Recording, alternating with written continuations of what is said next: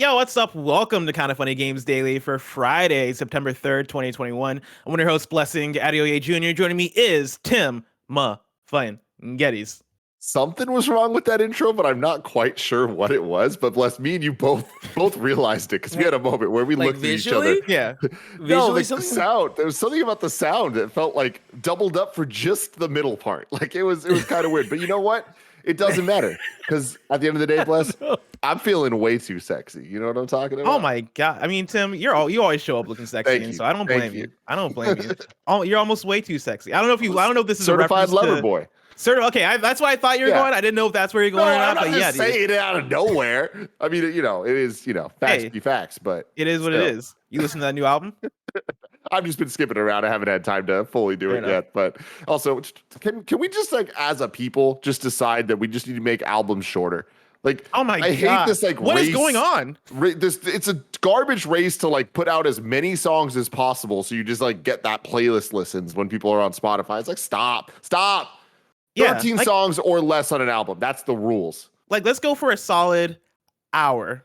I feel like hour is a sweet spot. I don't need a 2 hour. I'll take 36 minutes. Give me 36 minutes in and out. I'm starting to hit the point where I'm starting to prefer EPs. Me too. I don't need that many songs from you. Drop a solid 5 and let me go on to the next one. There's way too much music. I got 2 major albums dropping this week, and that's not even me counting the ABBA album that I know people are going crazy about. And I believe there was a Lady Gaga album. There's been a lot of music albums, and also Shang-Chi dropped. There's been a lot going on. I need my free time.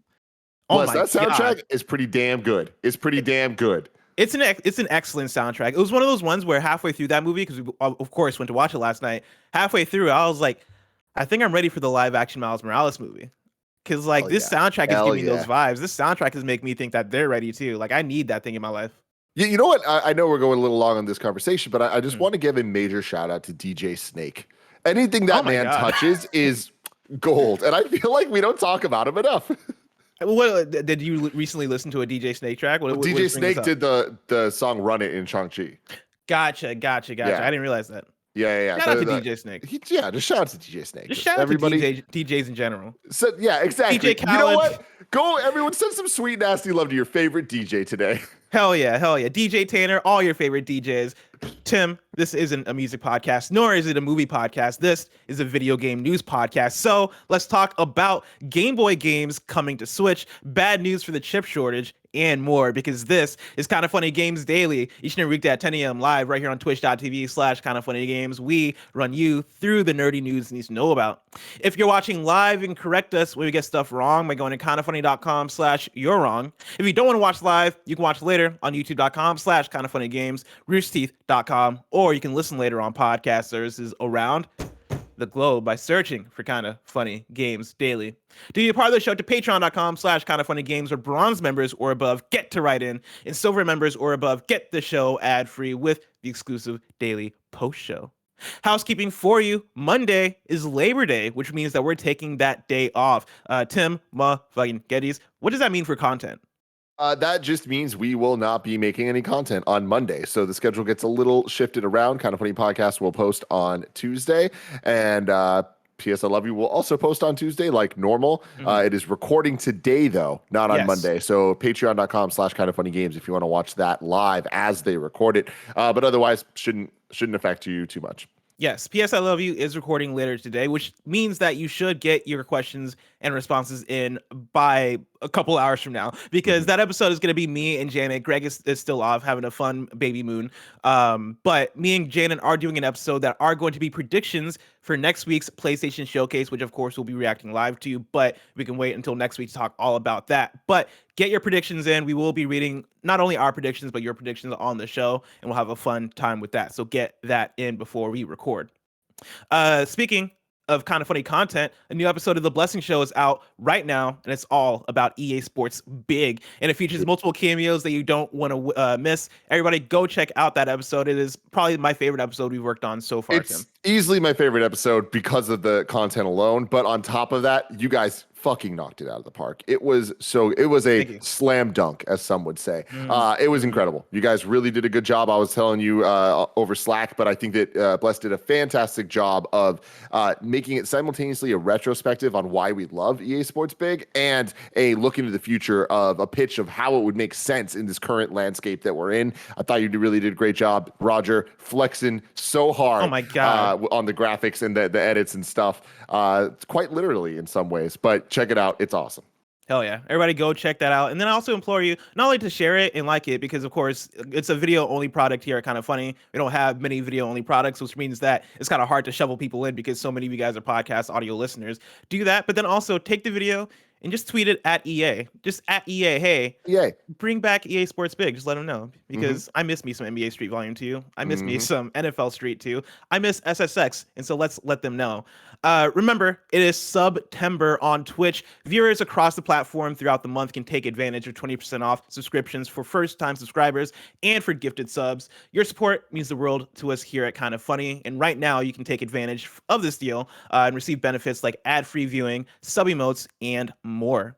Thank you to our Patreon producers, Blackjack and the Kind of Funny Destiny 2 PC clan. Today we're brought to you by Purple Mattress, but I'll tell you about that later. For now, let's begin with what is and forever will be the Roper Report.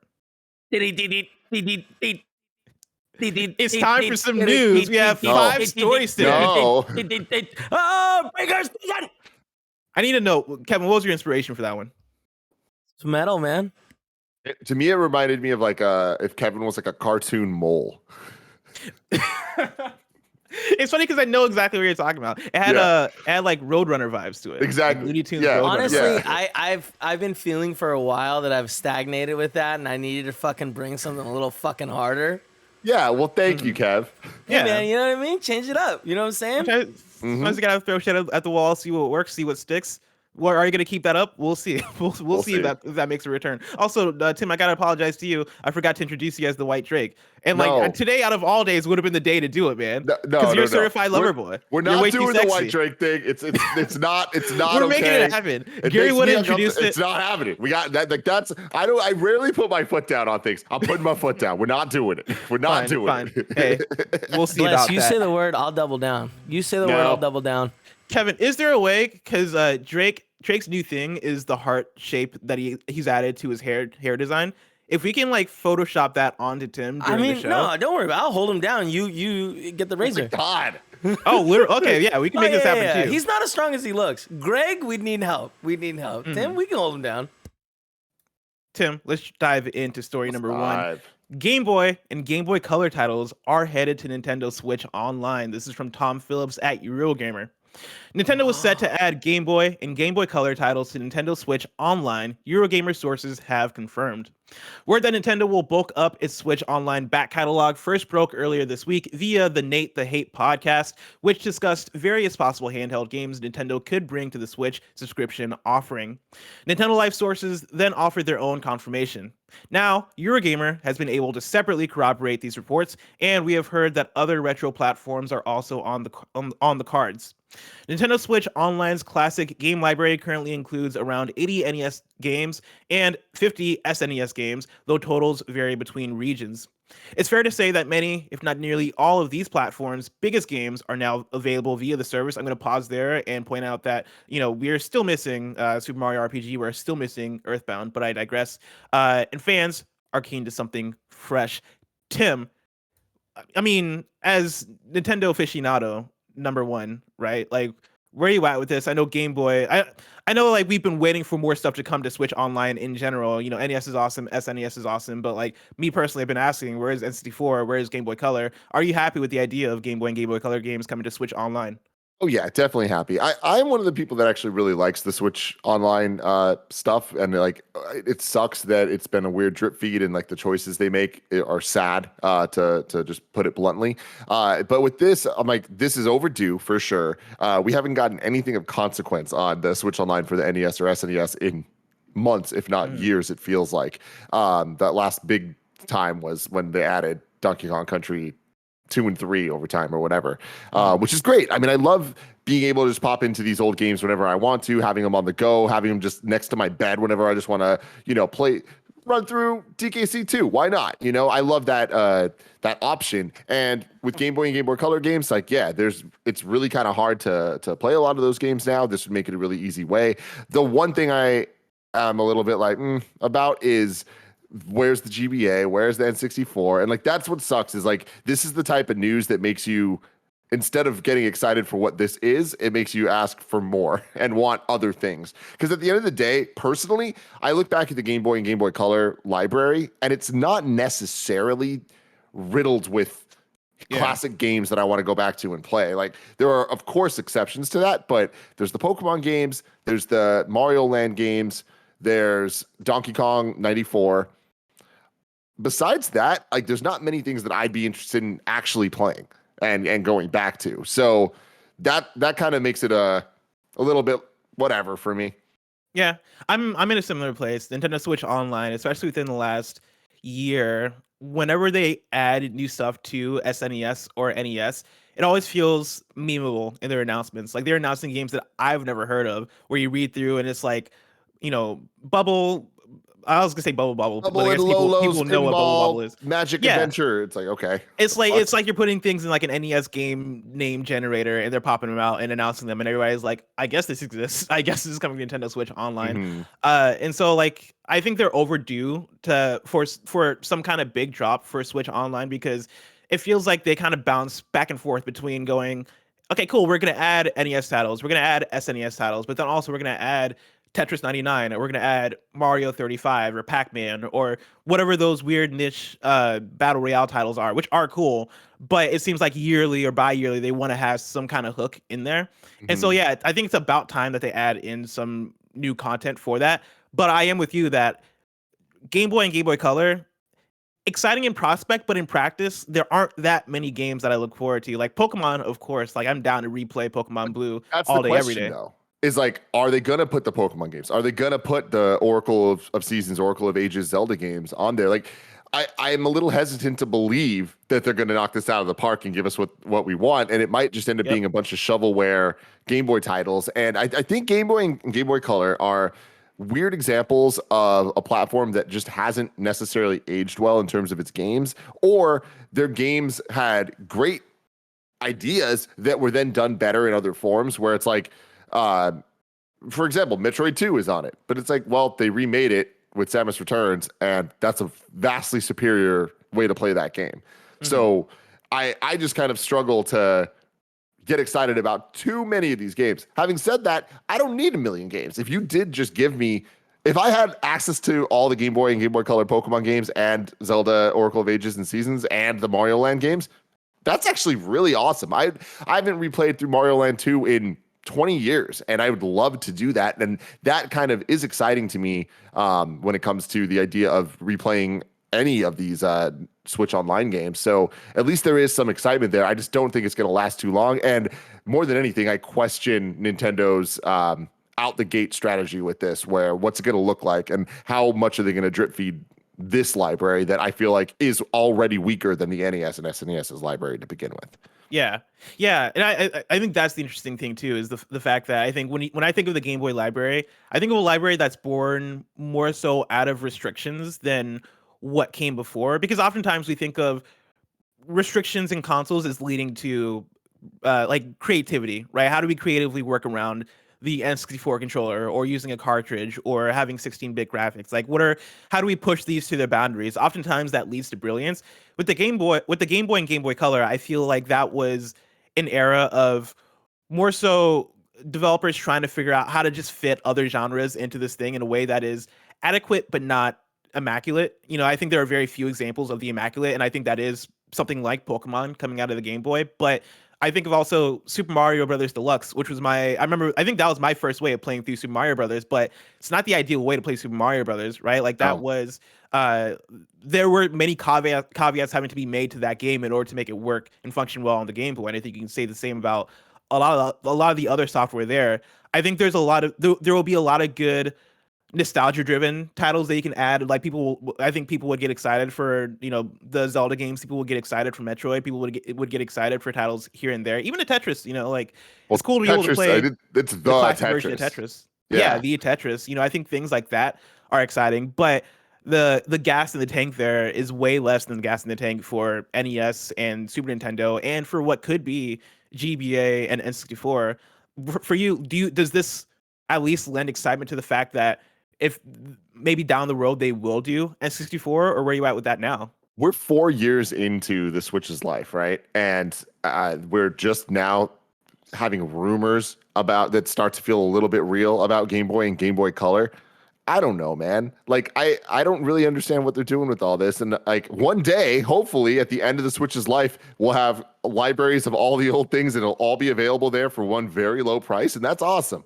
But until then, it just kind of feels like start and stop a lot. So I don't know. N64, it could happen next week or it could never happen. And I'd be equally kind of like, yeah, that's Nintendo. Mm-hmm. What about, does this do anything for you in the idea of maybe a Game Boy Classic? We haven't gotten a classic system in quite a few years now. I think that if we were going to get a classic system, it would have, for Game Boy or for N64, it would have happened in like 2019. And I think that now with all the Corona stuff and with the hardware, like the troubles of producing that much hardware, I don't think we're going to see it anytime soon. Damn. That breaks my heart. That honestly does break my heart. Because that for me, that would be the exciting thing if they were going to bring back the Game Boy and Game Boy Color. Playing those games on my Switch has less of a novelty to it. But if you're telling me that they're going to sell a remade Game Boy Classic system where I am playing with the actual Game Boy like form factor and buttons, and I can play my favorite games from that era on an actual updated Game Boy, to me, that would be the exciting thing to do. That would be the move over something like this. So the thing with that though is like I feel like we hit when it comes to the classic systems, a problem of it's really hard to adapt the Game Boy and the N64 to that idea, because the N64, first off, the controller unwieldy and weird as shit. Second off, so many of the N64 games that and memories we have are tied to like multiplayer. So the concept of how many controllers are you actually going to need to be able to play these games the way you want to, all that, blah, blah, blah. But then also on the Game Boy side, it's like you can't really make the Game Boy smaller without losing the novelty of what it actually is trying to be, right? Like the Game Boy already was what it was, and then they made it smaller with the Game Boy Pocket and with the millions of other iterations that it had. So it's kind of like if they were to do the Game Boy, it would a classic Game Boy, I feel like they would just have the exact same form factor. And that's kind of weird. You know what I mean? Like that's not as exciting. And like to me, I'd rather just have the games on the Switch for essentially free. Yeah. But we'll see. Tim, let's keep talking about hardware. Story number 2, Toshiba warns that power chip supply is to stay tight for another year. This is Takashi Mochizuki at Bloomberg. Toshiba said it won't be able to meet demand for power regulating chips for another year, and in certain cases through the end of 2022, offering a fresh warning for makers of cars, consumer electronics, and industrial machines struggling with component shortages. Quote, the supply of chips will remain very tight until at least September next year, said Takeshi Kamabuchi, a director in charge of semiconductors at one of the company's units. Quote, in some cases, we may find some customers not being fully served until 2023, end quote. Material shortages and demand outpacing output capacity are to blame for Toshiba's inability to fulfill orders for a component that doesn't require advanced production technology and has typically been deemed a commodity, according to Kamabuchi. Mature tech such as Toshiba's power chips is cheaper than cutting-edge memory and sensors, but no less important for any electronic device. If the processor is the device's brain, power-regulating silicon and circuitry serve as the heart and vascular system, helping to smoothly transmit electricity. Video game consoles are a prominent victim of the power chip shortage. Sony said it was still confident it can sell more than 14.8 million units of the PS5 this fiscal year to match the pace of its predecessor. But the new console's production in the April through June quarter lagged behind the PlayStation 4's for the same period. Nintendo Switch's production hasn't been sufficient to serve customer demand, according to President Shuntaro Furukawa. His company intends to sell 25.5 million Switch units in the current fiscal year. Game console production is vulnerable to a lack of components. Manufacturers are making daily calls to suppliers to ensure parts will reach assembly lines as promised, according to a top executive at an assembly contractor. Some console customers have told the assembler that they may alter their circuit board design to reduce the required components, the person said. Toshiba is holding daily discussions on how to best allocate its limited output, Kamabuchi said. The company is having to apologize to some customers for being unable to deliver in a timely fashion. Tim, of course, this is sad news. Where are you at with it now that we know that this may last even longer than we realized?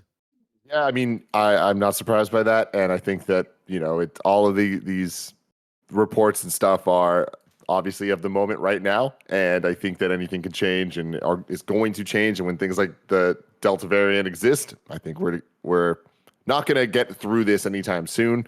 I think that the positive way to look at it, though, is like those are really substantial numbers still. Like with the intent to sell 25.5 million Switch units, that's a lot. That would bring it up there. Like the Switch is just rising the charts in terms of greatest of all time hardware sales, right?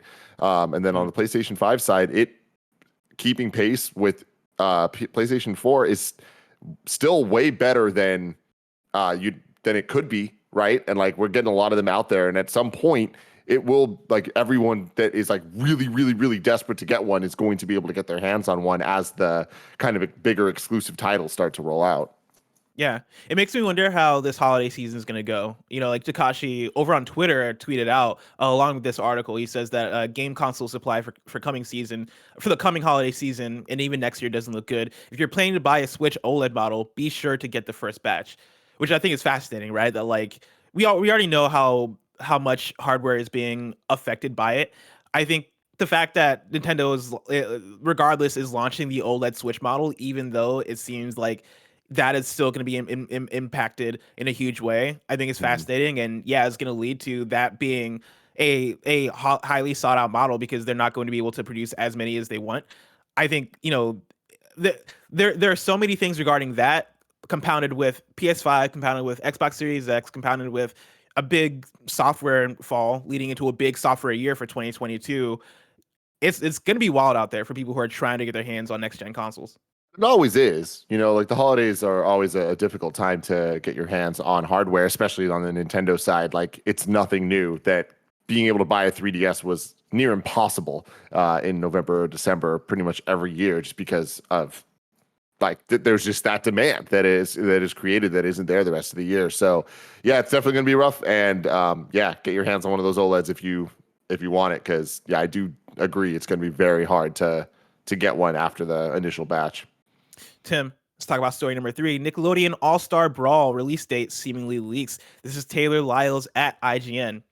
We already knew that Nickelodeon All-Star Brawl, a Smash Brothers-esque fighting game with characters from popular Nickelodeon shows, will be released on consoles this fall. But it appears that the release date is sooner than we expected if Nintendo's website is anything to go off of.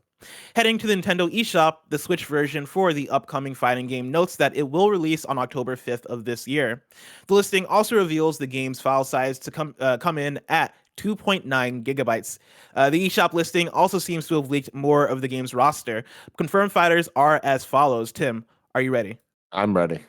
All right, we got Oblina from Real Monsters, Cat Dog from Cat Dog, Danny Phantom, Helga from Hey Arnold. Do you know Helga's last name was Pataki? Pataki? Yeah. I don't think I ever realized that. Yeah, you did. Oh, maybe I just forgot it. That's you must have just forgot it. That was a big thing. That was a whole thing. Okay, I definitely forgot that. Zim from Invader Zim, Lincoln Loud from The Loud House, Lucy Loud from The Loud House, Reptar, of course, from Rugrats, SpongeBob SquarePants, Patrick Star, Sandy Cheeks, Leonardo from Teenage Mutant Ninja Turtles, Michelangelo, April O'Neil, Nigel Thornberry from The Wild Thornberries, Ren from The Ren and Stimpy Show, Stimpy from Ren and Stimpy, Powdered Toast Man from The Ren and Stimpy Show, Aang from Avatar, and then Korra from The Legend of Korra. Tim, where are you at with this roster? Does this make you hype? It's pretty solid, but it's definitely missing a whole bunch, and I don't think that this is going to satisfy the audience it's going after entirely. And I think there's going to be more people being like, "Where's this person? Where's this person?" than people that are like, "Oh, I'm so happy that there's 2 Ninja Turtles here." Mm-hmm. To be fair, this isn't the full roster yet, so there's still like some room. Yeah. There's still some space for some surprises, but like Yeah, Aang was one of the ones that they hadn't confirmed yet, and so like that gets me very excited because if we're gonna make a Nickelodeon fighting game, I think Aang 1000% should be on there along with Korra. I think both of those are super exciting. I forget if all of those SpongeBob characters were confirmed or not. Either way, like Sandy Cheeks is a fun one to be able to play as. It is interesting that they're picking. It feels like they're picking two random Ninja Turtles and April O'Neil. I feel like I would have gone with another Ninja Turtle over April, or maybe even Master Splinter. But like this is one of those ones where it being announced for, or not announced, but leaked for October 5th. This is one of those games that I think people are going to jump into and like fuck around with for maybe a day and then peace out of. And so regardless of whether this is going to come out, I think it was still going to be that game. And so like I think the thing for me is October is a busy month, especially like the first half of October. It's kind of a busy time.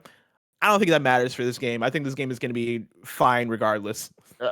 This game's going to be what it is, and I think that Exactly. people are unfortunately mistaken on what they think the quality of this game is going to be. Like the biggest problem is any of these Nickelodeon games, like they never live up to the hype because remember that kart racer we played? Bless. Nickelodeon Kart Racer? Yeah. Where Yeah. there was no voices and it was awkward as shit and it just didn't have any of the charm of the characters we want. Like the problem with these Smash Brothers clones is you need to just clone Smash Brothers. I've been saying it for years. If you're gonna copy, do it all. And they don't. Like Sakurai puts love and care into every single character to the point that when a new one's announced, there's a 40-minute breakdown video of the character's history and every appearance they've ever been in and how they're showing love to that in this game. In this, we'll be lucky if Sandy Cheeks does something that we're familiar with from the show, and that's it. I see. One thing I do want to shout out is that this game is being developed by a different developer that did the Nickelodeon Kart Racer. This is being done by, I believe they're called Ludosity, and they also developed Slap City, which is a previous Smash clone that they have done that seems to have gotten good reception. I'm trying to find a trailer for it. If I'm going to send it to you, Kevin, because I want to check out exactly what Slap City looks like. Because for me, that is the beacon of hope. That is like the little bit of hope for, okay, this actually might be adequate. I don't expect greatness from a Nickelodeon Smash clone. In fact, I do expect something akin to that Mario Kart or not Mario Kart, the Nickelodeon Kart Racer. But if you're telling me that there are actually competent folks behind it, then all hope's not lost. If I can get a solid 7 out of this thing, that would be the biggest success in my eyes. There have been maybe not 7s, but like solid 6s for this type of game. There was a Ninja Turtles Smash clone on the Wii back in the day that was like pretty damn fun for a while. As well, there was an Onimusha one. There was a little bit different. That was more Power Stone like, but like it was cool too. But yeah, like with this, all the trailers, the idea of this game is exciting. But like the moment I saw the trailer for it and the characters weren't talking, I was like, all right, I know exactly what this is going to be. Yeah, that's fair. Who's your dream character at this point? That's not on this roster. I don't know. I mean, I feel like that's the problem too. Is like it's kind of similar to the Game Boy thing, where it's like this news is more about what characters aren't here than what characters are here, and like that's never a good place to be. That's fair. Kevin, I dropped the trailer in assets, by the way, for Slap City. Looks like you're pulling up. Go ahead and press play on that because I want to see what this looks like and what this might tell us about this upcoming game. So this is Slap City. This is Ludosity's. Yeah. Let's get audio.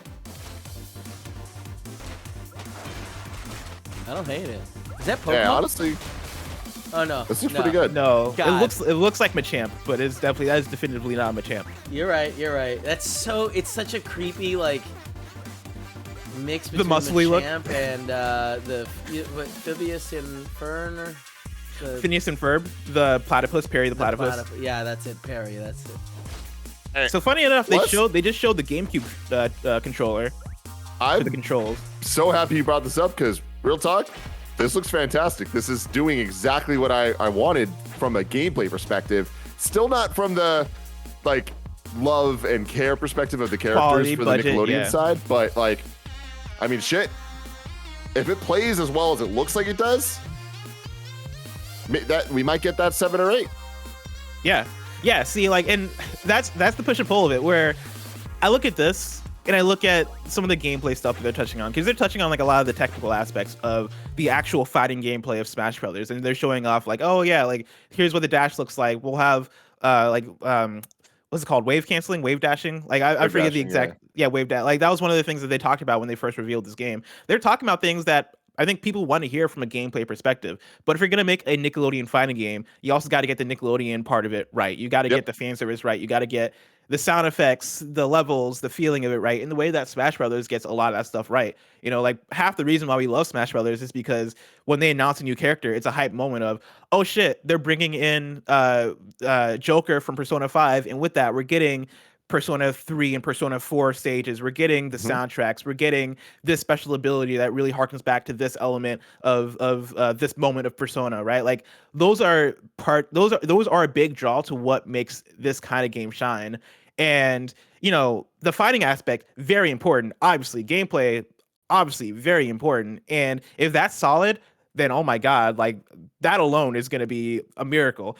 But you know, like if you're going to make a Nickelodeon All-Star Brawl game, I want the Nickelodeon shit to be on point as well. And so I think that might be the uphill battle from what we've seen from this publisher in the past. That said, I'm still excited to check it out. I really want to see them nail it. I want to see them stick the landing. And again, if I can get a solid 7 out of this thing, then that is a success, and I'll be playing that all day. Tim, of course, next up, we got story number 4. But before we get there, I want to remind you all that you can go to patreon.com/kindafunnygames where you can get the show ad-free. And speaking of ads, let us tell you about our sponsors. This episode is brought to you by Purple. I know it may seem like it, but the world isn't really against us from getting a good night's sleep. Luckily, you'll have no difficulties drifting off to sleep on a Purple mattress. That's because only Purple mattresses use their fancy grid technology. It's a unique ventilated design that lets air flow through to keep you cool. I can tell you this as a fact. I have the Purple pillow, and I will never use another pillow in my life. I love it so much. It never gets too hot. It's always cold. You don't need to flip it to the other side because it's just cold already. I don't know how it works. It's the grid. It's cool. The grid is also supportive for your back and legs while cushioning your shoulders, neck, and hips. Unlike memory foam, which remembers everything, the grid bounces back as you move and shift. Purple is comfort reinvented. Right now, you'll get 10% off any order of 200 or more. Go to purple.com/games10 and use promo code games10. That's purple.com/games10, promo code games10 for 10% off any order of $200 or more. Purple.com/games10, promo code games10. Terms apply. Story number 4, Tim, the artist behind Jet Set Radio, has returned to Sega. This is Andy Robinson at Video Games Chronicle. Yakuza director and Jet Set Radio artist Ryuta Ueda has returned to Sega after nearly a decade away from the games industry.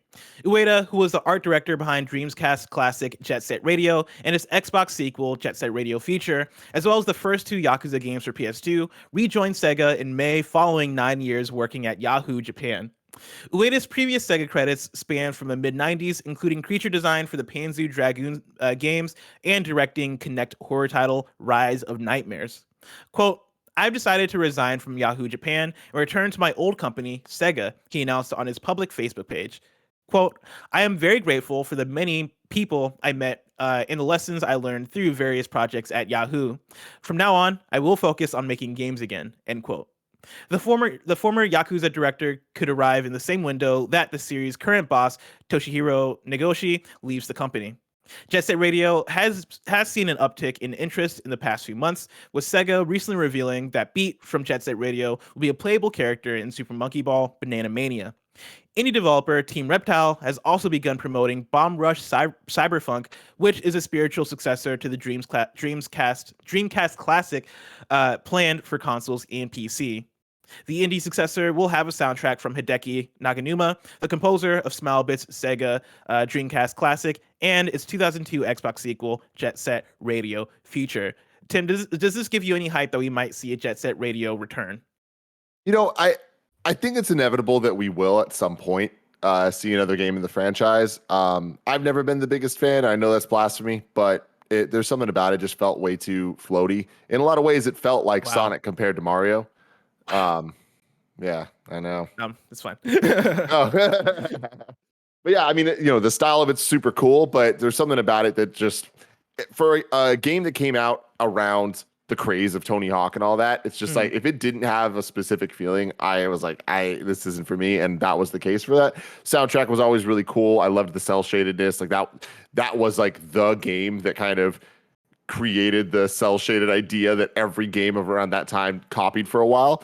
But yeah, I think that Sega's in a weird place right now. They have been for a while, but like they will never truly let go of their legacy IP. So I think that we'll see it, and I think that him coming back, that is a good sign of that. But I don't think that we're ever going to get another classic game in people's minds from the franchise. Mm-hmm.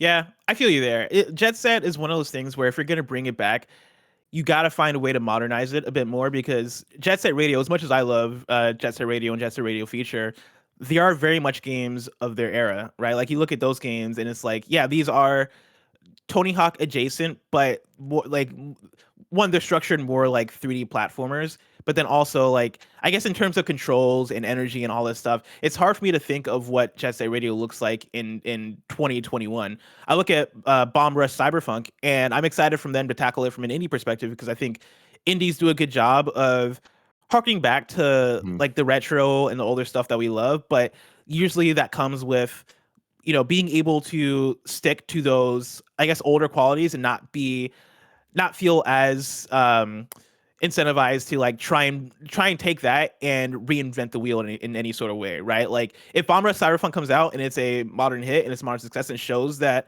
you can actually do that type of game today, I think that would be a cool thing. I would be also surprised, right? Like I'm looking forward to that game as being something that lives in that retro place, as opposed to being something that I jump into because it feels new and fresh in any sort of way. But totally, I'm fine with that, right? Like I want to play that for nostalgia. I want to play that for the Hideki soundtrack.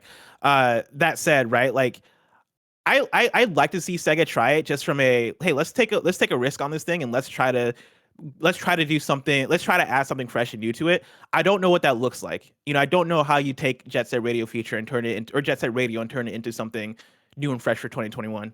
Mm-hmm. But I would like to see them try. Yep. And I think it's exciting that this dude is coming back. We talked about it earlier this week on KFGD about how the Yakuza director is leaving, and I think with that you get like a lot of people going, "Oh shit! Like what's going on? Oh shit! Like how do we feel about this? Is there trouble? Are we going to be able to trust the remaining team with Yakuza?" Bringing somebody who has worked on Yakuza in the past, and bringing somebody who is known for making classics over at Sega in the past. I think that imbues hope, and that gives people some sort of comfort at the very least with these two game designers or game developers crossing paths in and out of the company. Totally. Tim, let's talk about story number 5, our final story for the Roper Report. Shang-Chi has joined Fortnite. It's happened, everybody. This is Mark Delaney at GameSpot. The Fortnite Shang-Chi skin is now available in the item shop. Like most collaborations with other brands, the Fortnite Shang-Chi skin includes more than just the character. Also included in the Heroes Complete Bundle for those who want it are the following items: the Great Protector's Shield Black Back Bling, Blades of the Brother Hand Pickaxes, and Dragon's Scale Wrap. Tim, actually, I want to turn to Kevin for this one because Kevin plays a lot of Fortnite. Kevin, are you how hyped are you for Shang-Chi? Are you going to go unlock Shang-Chi? Oh man, I'm thinking about it a lot real hard. It's crazy how much these assholes got their nails in me, man. I don't love the skin. I think it's a little bit much, but are you able to bring it up? Well, I can send you a link. Oh, did you? Where? No, I can't. I'll find one for you. Yeah, I mean that would help. I got you. But yeah, you said, sorry, you're saying you don't love what? I don't love the way it looks. Well, let me see. Okay. Because I wasn't able. I came home yesterday and went right to bed. So I heard about it. I briefly Googled it, but I have no idea if I need to see it in the store. Get me hyped. I've got some V-Bucks. I don't hate it. Okay. I got it. I just Googled it. Hold on. I'm gonna open image and I dropped in assets as well. Great. I like how he looks. I like the outfit. I like the items with it. I need to see he does look different. This is definitely this definitely isn't MCU Shang-Chi. This feels I assume this is a comic book design. They do that a lot. Like and here's the thing. I buy a lot of the Marvel ones. which is a problem because they have a lot of Marvel ones, and I'm scared to look at the store because like usually when a movie comes out, like a MCU movie, they'll bring up all the skins, and it's just like it's real difficult, Tim, real difficult. Yeah, I get it, dude. Yeah, You're in. I'm so in. I think it's great that they do this. You know, Fortnite just continues to kind of be this dominant crossover event, and they have the ability to co-market with anything, whether it's music or a game or a movie it doesn't matter, right? So this is cool. I think that it's great that it could be this timely. And yeah, I also love this idea that like we're at a point with Marvel that they can literally just take any character and over a weekend make it a household name. You know? Oh my God, right? Like So this is just that media blitz of just boom, cool. Shang-Chi's an Avenger now. We all just understand that. Yeah, I love this because, you know, like when we were watching the movie last night, legit halfway through the movie, I was like, man, I could really go home and play a Shang-Chi video game. Like I want to experience more of this. And like, there you go, right? Like in my head, I was picturing a fighting game or an action game, but like Shang-Chi and Fortnite works as well, right? Like I think giving Marvel's partnership with Fortnite, I enjoy seeing them keep up with it in a way that feels very much all tied together in a way where, you know, Shang-Chi comes out, the movie, boom, already there's a skin in Fortnite. Maybe when Eternals comes out, there will be Eternal skins in Fortnite off the bat, right? Like I think that is an excellent way to build hype for the movie, and then vice versa, right? People go to the movie, get hooked, and are like, cool, how do I experience more of this? And Fortnite as an avenue for that, I think really works.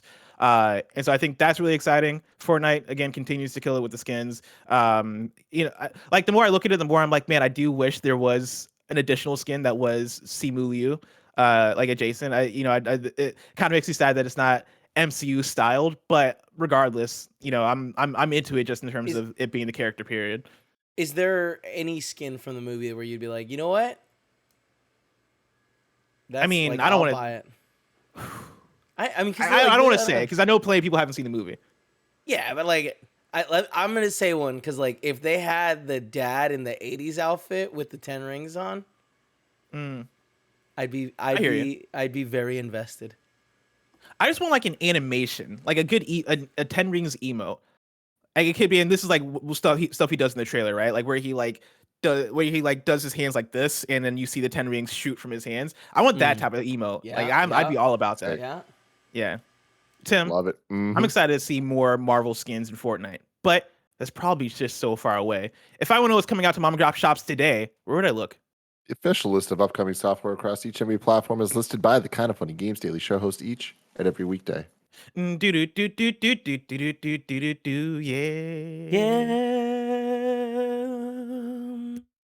Out today, we got Golf Club Wasteland for PS4, Xbox One, Switch, and PC. Big Rumble Boxing Creed Champions for PS4, Xbox One, Switch, and PC. The Medium for PS5, Family Trainer for Switch. Kevin, look up Family Trainer for Switch because I'm very curious. We got Peepoo Bobble Quest for Switch. We got Extreme Car Driver for Switch. Peepoo. Block Puzzle for Switch. Angel's Punishment for Switch. Virtuous Western for Switch, and then we got A Night at the Races coming out for Switch. Kevin, what's the word on Family Trainer coming to Nintendo Switch? Actually, before Tim, what is your prediction for what Family Trainer is? Family Trainer, I don't know. It's probably I imagine it's going to be a menu based kind of game dev simulator type thing. Okay, I'm gonna say it's a fitness game. It's a fitness game for the whole family. Family Trainer. That's a good guess. Okay. Oh. All right. Welcome to It's Family like- Trainer. It's like a party game. Discover a fun way to move. Jump, run, and stomp your way through a variety of heart-pumping mini games. It has Bring in never the been jams, easier though. to play. Turn your in-game movements into real-world Nailed it. exercise. What a selling Hey, point. I fucking got it. Let's go. Yeah, good for you. Nintendo Hell yeah. Joy-Con controllers and Oh, they got a Said that, leg I was strap? like, there's no Work out your way. entire And body. here we are. He was so right. Dude, honestly, Proving once I kinda wanna again, try this Tim is out. an idiot. over a dozen I'm a mini fucking idiot. adventures. I kind of want to try this out. Holy shit. This No, you looks don't. kind of fun. No, it doesn't. Customize your workout I don't know, routines man. according to your needs. I'm I'm gonna need I a just full said Tim's report, an Wes. idiot. And pace. But like, I think he might be right on this one. But like, look at this. They say it's more fun with friends. They got the Donkey Kong cart thing going on. They got jump rope. They got mountain climbing. You think you can play this online, or is this you and Michael playing it? Definitely not. They definitely did not have the budget to add online to this. Holy shit! It's like that other what was it? Wii Fit Adventure? No, not Wii. Ring Fit. Ring Fit Adventure. Ring Fit Adventure. It's like that one. Kevin, can you also look up Peepoo Bobble Quest? Because I got to know. Yeah, Peepoo. As well. I need to know what Peepoo is. Tim, what predictions for what Peepoo Bobble Quest is? Peepoo. And like, just to be clear, Bobble is spelled Bauble. So yes. This is already all types of fucked up. Peepoo Bobble Quest is going to be, it's a puzzle game. It's a puzzle game. Yeah. I was going to say that, but since you took it, I'm going to say Peepoo Bobble Quest is a janky ass looking 2D platform. And that's the other option. It's one or the other. All right, Still could be either. Still could be either. Still could be either. Uh-oh. He's got the whole world in his hands. Oh, Let's there we fucking go. 2 for 2, Janky baby. ass 2D platformer. Bless 2 you. for You 2, are baby. A soothsayer. Jesus Oh, Christ. and it looks shaky. It looks even more janky as hell than I even thought. God. Oh, this is so bad. This looks like it controls so poorly. Bless, this is when you say it looks just like Mario. No. Listen. Every now and then, I'm down to say some wild shit. All right, I'm down to say that I want to play that exercise family game. This is one of those ones where I will never compare this to something like Mario. That's sacred. This game is devoid although of any this unique scene looks a idea. little bit like Mario on the Game Boy.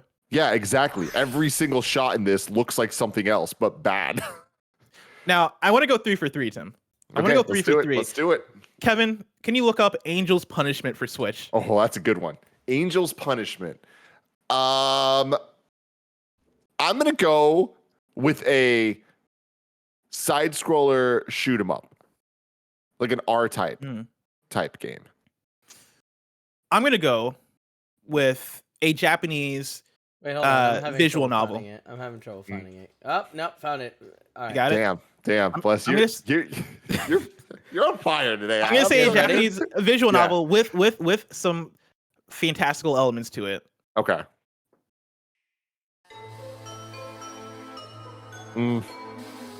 Jesus.